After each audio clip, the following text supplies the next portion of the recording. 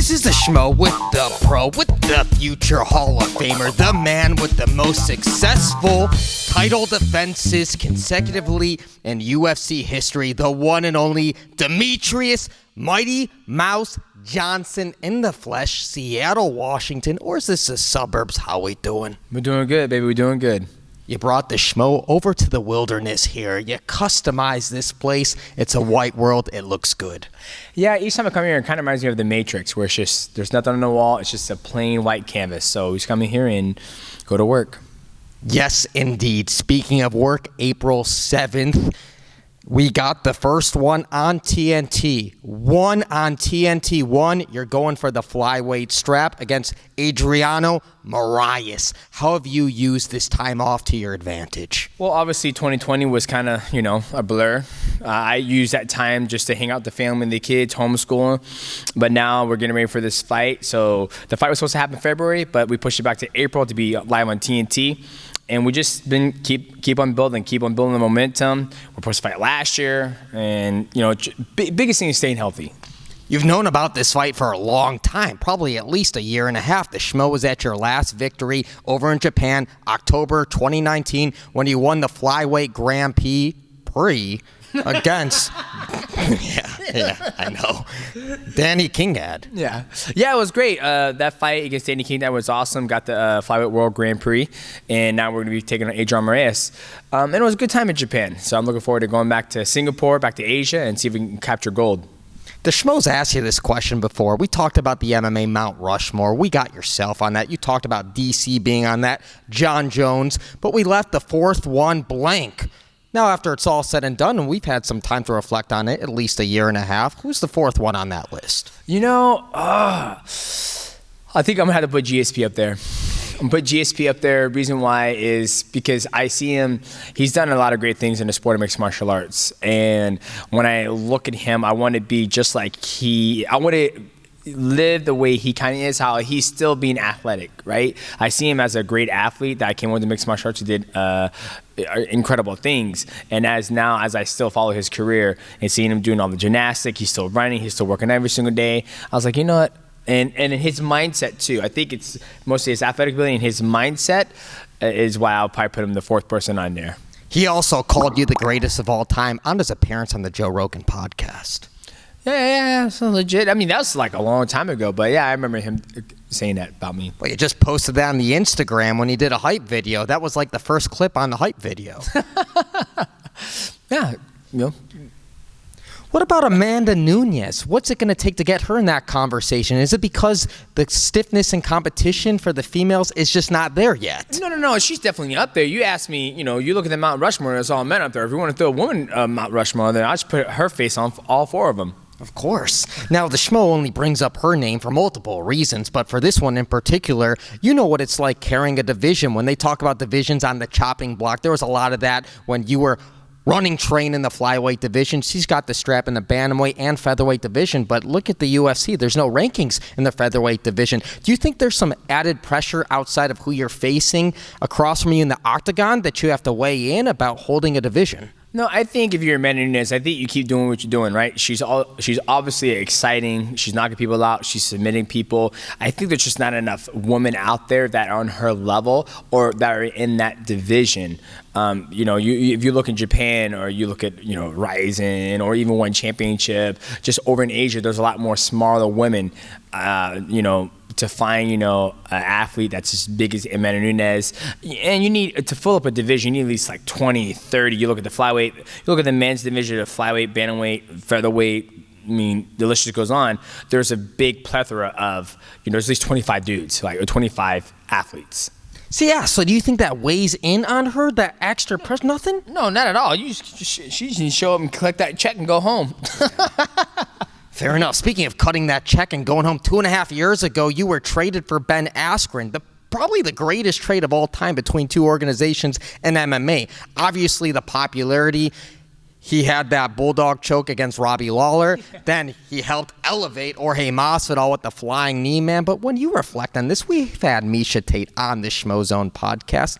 Where do you think it balances in this trade when you reflect? I think it's great. You know, I'm doing well over ONE Championship. I'm happy where I'm at. I think Ben Askren, he's retired. He's about to fight Jake Paul. He's about to make some more money in boxing. He would never been able to have the opportunity to do that if he was still under contract.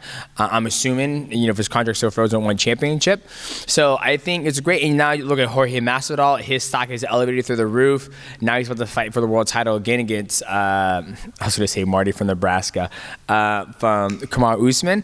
And yeah, I think at the end of the day, I think both organizations got, you know, a great end of the deal. That's a great nickname, Marty from Nebraska, but he doesn't like it. I was just thinking of, like, you mentioned Ben Askren, and then Ben Askren was talking, and then he says something, oh, Marty and, you know, Jorge's about to fight too. And I was like, why does he keep calling that? I was like, Kamaru Usman's legit. Like, I don't know where Marty from Nebraska comes from, but it just stuck to my head. Yeah, he's got that big boxing match against Jake Paul. Does he win that boxing match? You know, as a fellow, I mean, they both wrestle, but when I look at, you know, Jake Paul and I look at Ben Askren, I want Ben Askren to win. But if I was a betting man and I came to the table and I was like, I have $500,000, it's going to be a Ben Askren or, you know, Jake Paul, I'm just going to throw in Jake Paul. I mean, I'm rooting for Ben Askren, but I don't think he's taking out Jake Paul. Oh, yes. Now, let's talk about the flyweight division. We got a championship fight, a rematch, Deiveson Figueiredo against Brandon Moreno 2.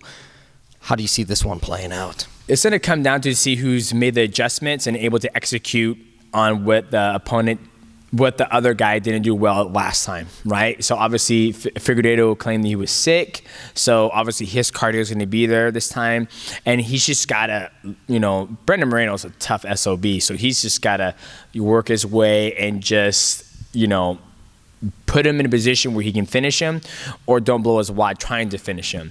And I think for Brandon Moreno, he's just going to go out there and be dynamic and just push the pace because, you know, when you have all that power, you can't have great, phenomenal cardio too. You can't have both. It's you either have a lot of power and you're, you know, fast twitch and bop, bop, bop, or you have a long distance where it's not a lot of, you know, RPMs and power. Would you say that cardio is the kryptonite to the champion Deiveson Figueiredo? No, not at all. I just from that last fight, right? So if I, like I said, whoever executes. So if I was to go back and look at that fight, I'm like, well, he really got tired, but he was sick. But I feel like he's a really big dude for the division. So I feel like if we push the pace, mix it up, because Figueiredo can fight everywhere. He can fight on the feet, grappling, the clinch, but he has a lot of power. So I know, with my experience of fighting in, you know, mixed martial arts for about, you know, 10, 11 years, I fought, you know, some fights.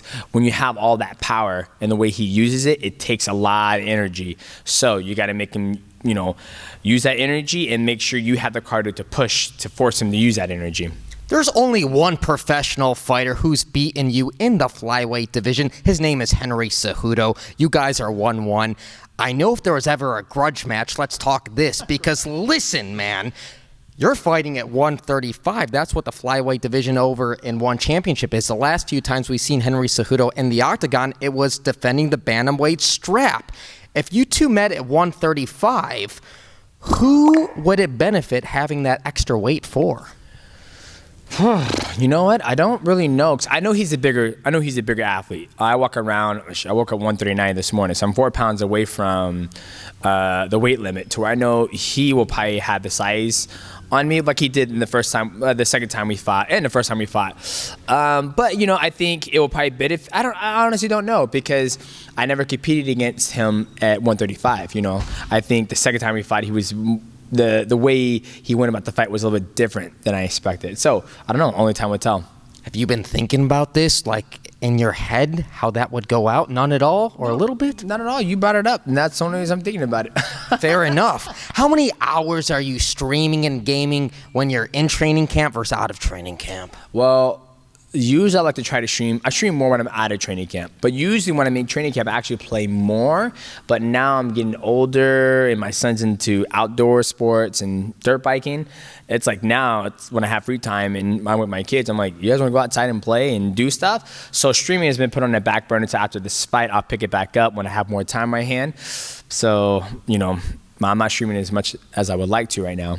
Can we get a final message for the Mighty Mouse fans out there? Worldwide. Worldwide. Votes and hoes. You listen to Joe and Schmo. All right, guys, make sure you check me out. TNT Live, April 7th against Adriano Moraes. See you then. Let's get it. He's the pro, the future Hall of Famer. I'm the Schmo here in Washington. We're out.